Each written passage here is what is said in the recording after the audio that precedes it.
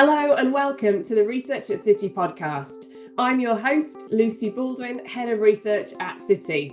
Today, I'm delighted to be joined by Johanna Chua, our Head of Emerging Market Economics here at Citi. Welcome to the show, Johanna. Hi, Lucy. So we're looking ahead to the APEC Summit, which is scheduled for the end of October, so in a couple of weeks' time from when we're recording this today. As we look at the landscape, it's now 21 economies, 40% of the global population, 60% of global GDP, and around 50% of global trade. Obviously, since APEC was first started back in 1989, the world has shifted pretty profoundly. And I'm hoping that today you can tell us a little bit about that reordering and realignment that you've seen across the bloc in that period of time and what we can expect out of the summit later in October. Thank you very much, Lucy. No, you're absolutely right. I mean, APEC was founded over 35 years ago, 1989, which you can basically say was it's almost like ages ago, a different generation.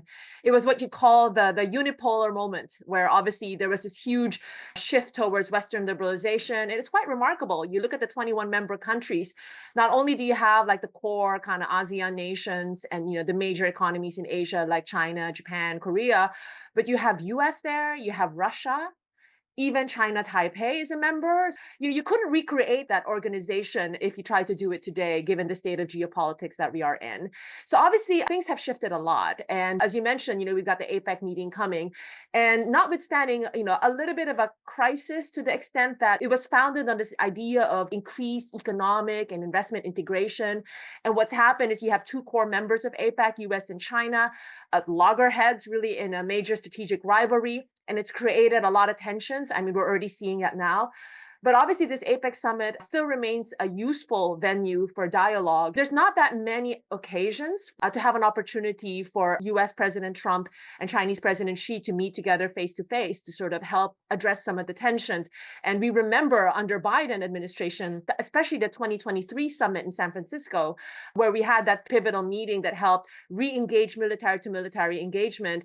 And, I think going into this upcoming summit, there's a lot of expectation, as we know, that there's going to be a meeting between Trump and Xi in South Korea. And again, we're seeing it play live in the avenue. We're seeing it in the news every day, where, on the one hand, you have tightening of export control and US imposing the 50% rule for entity list affiliations in China. And then you've got China tightening critical minerals, and then Trump threatening 100% tariff. So I guess we're really going to watch this upcoming summit, to what extent, we can have the two face-to-face meeting, and what are the potential avenues for areas of cooperation. I think that has almost become the most important reason for APEC. And especially because, when you compare it to G20, G20 is kind of a broader array of grouping with European countries, Latin American countries. This seemed a little bit more focused. And, G20 is being hosted by South Africa, which probably makes it a little bit complicated to get Trump to go. So maybe this is going to be, I think, one of probably the key issues we're going to watch out for the upcoming APEC summit. That's great. And I think, as you point out, right, they haven't met face to face for some time. President Xi, President Trump, probably 2019 G20 was the last face to face meeting. So a lot of expectation if indeed that does go ahead. Johanna, you talked a little bit about obviously this kind of evolving, shifting world order that we're seeing. And I guess maybe just to delve a little deeper into the US-China dynamics and the trade tensions that we're seeing, which, as you pointed out, kind of re-escalated again last week. How do you see that relationship between the two really reshaping the global alliances between the APEC members more broadly? And I was also thinking about, you've talked about this concept of connector countries, and i.e. whether the relationship dynamics between the US and China, are really setting us on a path for a much more fragmented set of trade blocks, if you like, rather than sort of a new push for multilateralism. How do you see that playing out? Right. No, absolutely. Look, I think global trade relationships have been changing already. Of course, geopolitics and a lot of related policy interventions influenced by geopolitics is part of it. But I mean, technology is also making a lot of changes of trade realignment.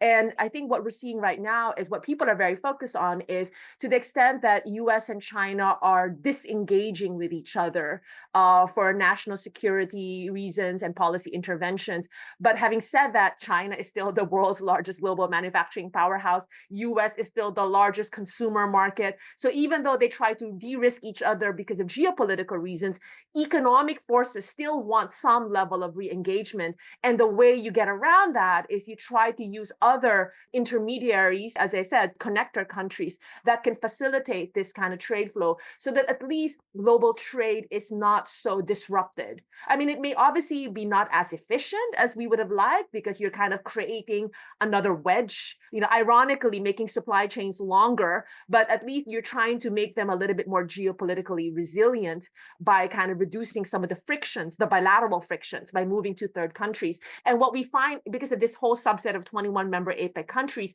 it does host a number of key economies that are kind of performing this role where they have good trade relationships on both sides and then creating a little bit of a connector role. And again, that at least reduces the costs of geoeconomic fragmentation. It would have been much worse if you had a complete severing of ties.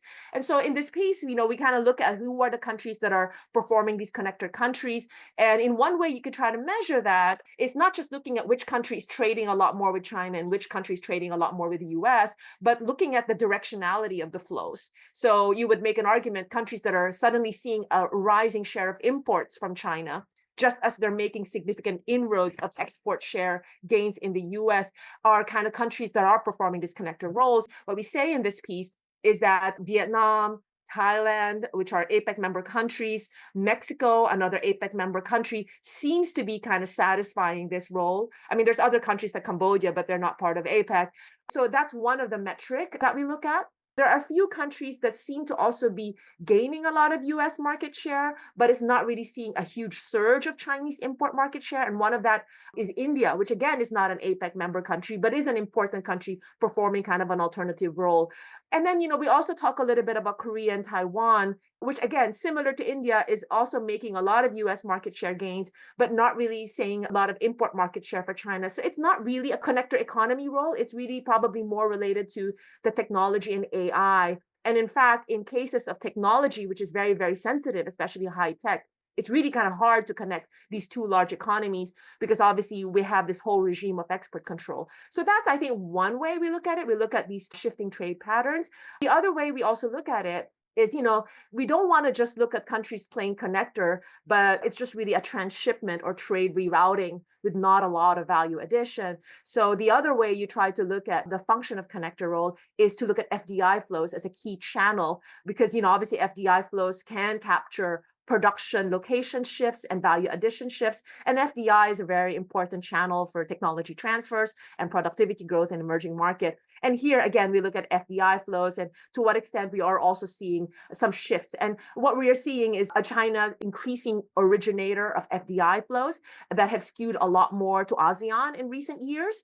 While when you look at US-based FDI flows, it seems to have shifted more to some of these non-APEC countries, for example, like India. But obviously, Mexico seems to have been receiving flows from both. So those are kind of the different patterns we're looking at the piece. But I have to say, a lot of this is looking at the recent history up until 2024. I do think a lot of these relationships are still evolving. And as you know now, this year, we've got another round of tensions with Liberation Day tariffs and obviously this fraught relationship between US and China persisting.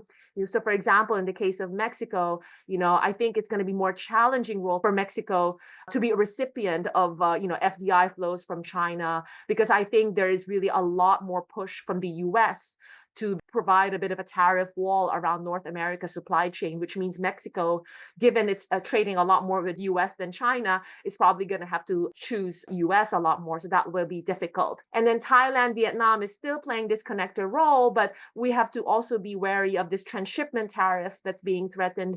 Again, we don't have a lot of details yet, but there is this threat of a 40% transshipment tariff coming out of Washington. And we don't exactly know how they're going to define transshipment, but I think there's a lot of expectation that transshipment will be defined by a domestic value added rule, which is going to be very, very complicated for ASEAN countries because in integrated global supply chains, especially for manufactured goods, domestic value added content is actually lower than the 60% threshold that is being kind of lobbied around in the news as a potential threat. So we will see to what extent that could be a more challenging role for connector countries. And then, although not an APEC member country, obviously, we did not expect India to get an even higher tariff than China at 50%. So that's also kind of complicating the connector role. So for now, the relationships within APEC has helped channel and reduce the costs of trade frictions between US China, but the story is still evolving, and I think we still need to assess how hard is it going to be pushed through policy interventions to make even these connector roles become even more costly. So hopefully not, but that is something we need to guard against. Well, you make a great point, right? If you have a massive sort of supply chain rerouting globally, right, it's expensive. If you want that optionality to be able to route your supply chain in multiple different places, right, it's going to cost a lot of money. And that's what we're seeing countries build out. But what's also fascinating, listening to you talk and reading some of your team's work, is that at a high level, yes, global trade's been quite stable. I think even trade intra APEC bloc has been pretty stable and resilient and actually been growing quite nicely. But under the hood, right, there's all these massive changes in whether it's trade or whether it's flows of FDI, particularly between the US and China.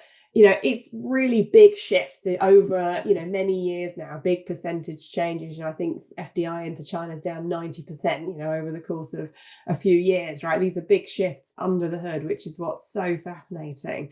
Yeah, and then Lucy, just to add you, I don't want to be too benign. It hasn't collapsed, but there's definitely been a slowdown of global goods trade. It has come down from the peak in 2011. I do still worry that there's going to be potential downward pressure, again, if we get a lot of trade policy intervention on the goods market.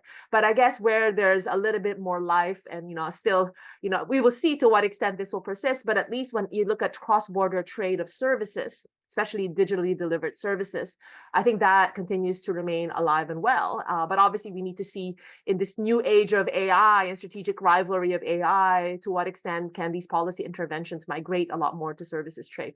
But you're right, it's gotten a lot more complicated, certainly on the manufactured goods.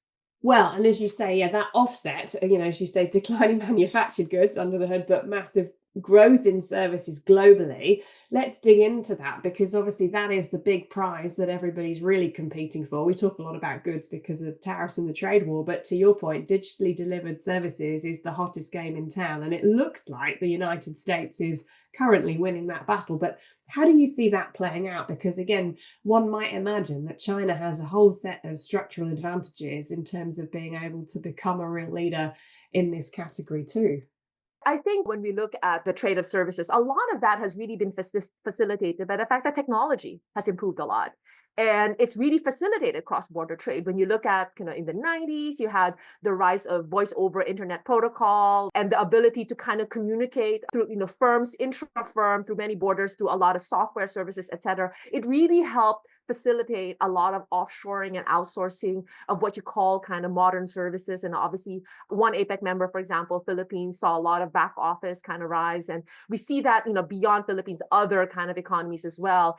And then you see that not only in direct outsourcing of services trade that we see in the balance of payment, like you look at certain categories of business services or info communication technology services, but sometimes you can't even see it in the direct flow. It's kind of hidden in manufactured goods, where you look at the service content embedded in directly traded manufactured goods, and you do also see the rising services value added being contributed by some of these kind of APEC member countries, which again, maybe it's also aided a lot by technology. So I think that's been an important thing. And I think it's going to be increasingly important because, in a world where, China has been so dominant in global manufactured goods, and we will see to what extent they're going to shift their growth model.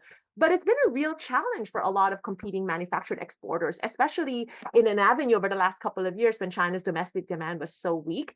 And you had such a heightened supply-friendly industrial policies, propagated by national security imperatives in China that created a very, very unbalanced growth strategy. And, I think that's going to be, in that what you call kind of a China shock, kind of the second generation China shock. It's been a challenge for a lot of manufactured exporters in the region. It's impacted ASEAN. You take, for example, Indonesia's kind of garment footwear manufacturers in Thailand. So I think in that avenue, when we think about how do economies grow, there's been so much literature talking about the importance and the role that manufacturing-led development model had played in creating jobs and moving up the value added chain. And I'm just saying that I think with technology and automation and the role of China, it's becoming harder for some of these economies really to move up the manufacturing value added chain. And this is why we need to think about, are there other avenues of development, and to what extent can services, because normally when you think of services, it's always associated with much lower productivity growth than manufacturing, because services encompass a very broad array of categories of functions. Some of it is just a catch-all for everything that is not agriculture and manufacturing, and sometimes it captures a lot of informality and low value added services. One of the things we argue is that there are services sectors, modern services, that can be very productive, even more productive than manufacturing. It requires a certain amount of skills and development. It's not as easy and straightforward to generate a services-driven development model. In fact, it's only more obvious for these very small economies, like if you're a city-state like Singapore, when you drive financial services, or Hong Kong, both of which are APEC members. But I think in larger economies, it's not clear whether you're going to be able to absorb as much labor force. Certainly, technology is something we're watching very closely, and the role of AI. On the one hand, there's a big debate, right? It can act as a substitute and it can act as a complement to labor. And in one way, you can say, okay, a lot of technologies are really going to improve. It can facilitate a lot of trade. I mean, heck, it can maybe make direct trade easier by using AI tools. Custom regimes are very complicated now. Technology can help match buyers and sellers, and maybe it can make trade smoother, easier. I mean, that's kind of one direct role that technology can play to facilitate services trade.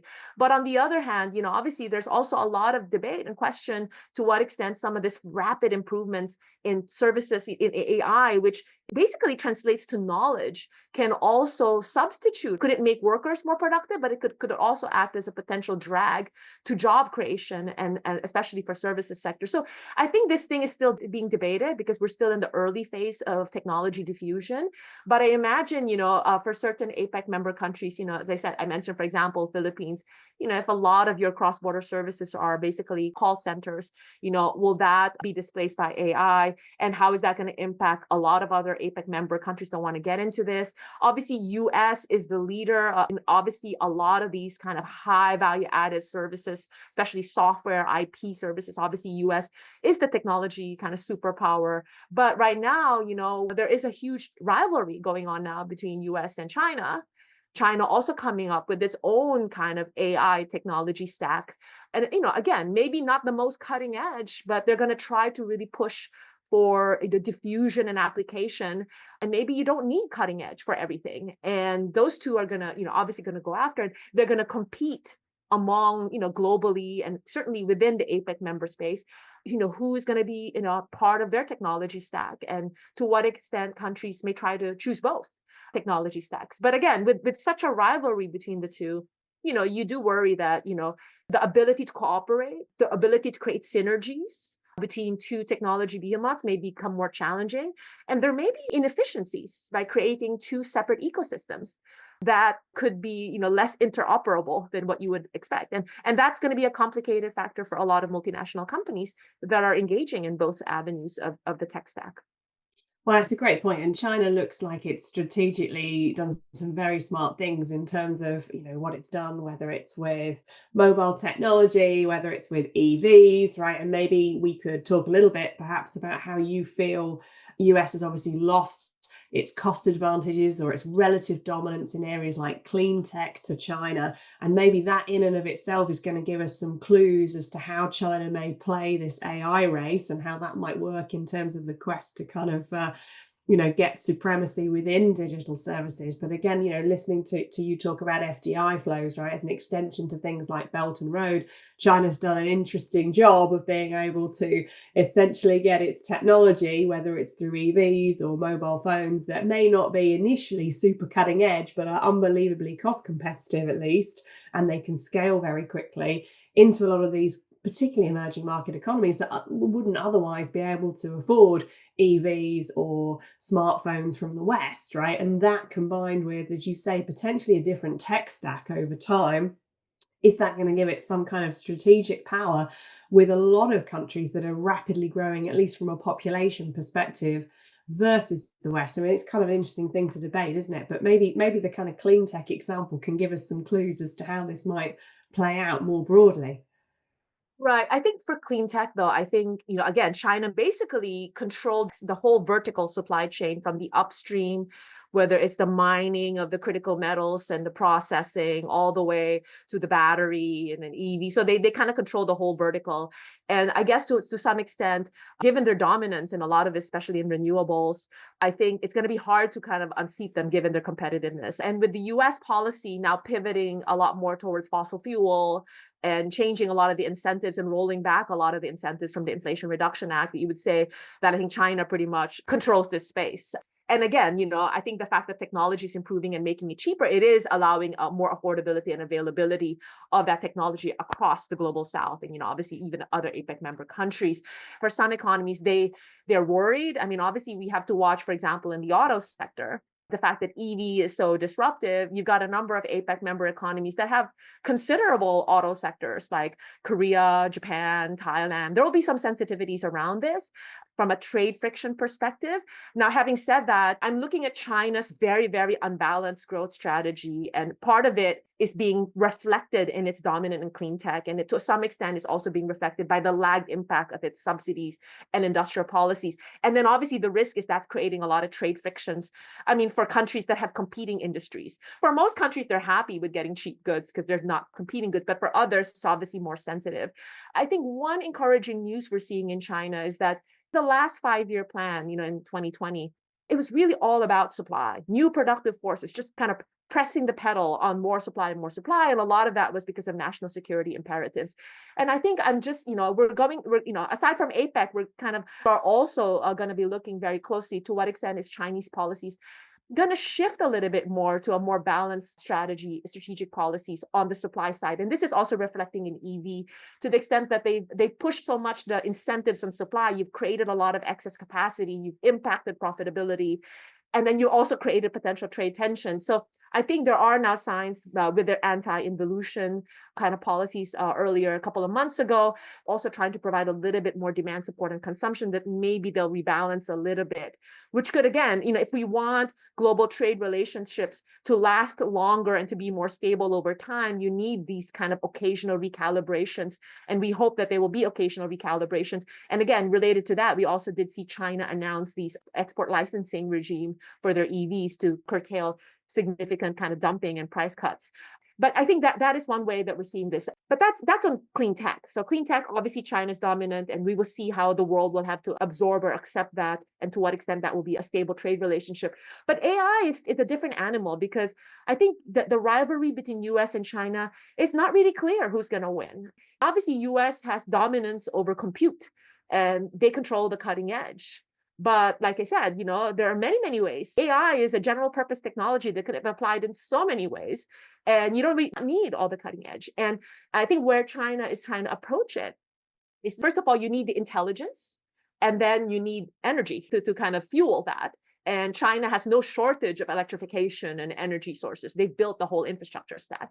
And then you need the supply chain associated with that intelligence. So on the intelligence, US has the lead when you look at the models, but the lead is not as huge of a gap.